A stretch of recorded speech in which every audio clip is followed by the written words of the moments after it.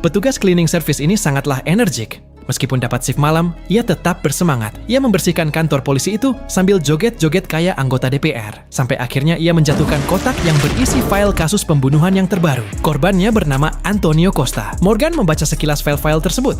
Dalam file itu, polisi menjadikan istri Antonio sebagai calon tersangka. Namun insting Morgan berkata lain. Ia merasa polisi sudah melakukan kesalahan. Ia mencoret kata tersangka di papan kasus itu dan menggantinya menjadi korban. Esok paginya detektif Karadec yang memegang kasus Antonio datang ke kantor. Mereka hendak membahas update terbaru mengenai kasus Antonio tersebut. Namun ia berubah menjadi sangat kesal saat melihat papan kasusnya dicoret-coret oleh orang lain. Tidak ada satupun yang mengaku melakukannya. Mereka kemudian mengecek CCTV. Ternyata pelakunya adalah petugas kebersihan di kantor mereka yang bernama Morgan. Detektif Karadec kemudian menciduk Morgan di rumahnya dan membawanya ke kantor.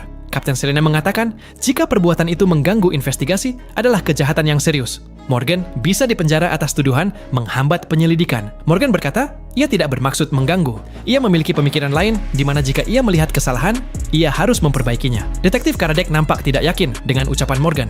Kapten Selene lalu mengeluarkan berkas ke atas meja dan meminta Morgan untuk menganalisanya. Morgan menunjukkan foto sofa. Bantal-bantal tertata rapi dengan warna yang serasi. Begitu juga dengan semua barang-barang di rumah itu. Bisa disimpulkan jika pemilik rumah adalah orang yang menyukai kerapihan. Namun ada sebuah tirai yang tidak terikat rapi. Morgan berpendapat jika tali tirai itu dipakai untuk mengikat korban. Ia lalu menunjukkan bekas selat ban yang ada di kaki kursi. Terlihat tangan Antonio tidak ada bekas tanda ikatan. Artinya ada orang lain yang diikat di kursi itu, yaitu istri Antonio. Sedangkan tubuh Antonio tergeletak di lantai. Ada orang ketiga yang menjadi eksekutornya. Orang tersebutlah yang harus detektif Karadec temukan. Namun hal itu tidak membuat Morgan dilepaskan. Ia harus ditahan sampai spekulasinya dipastikan benar.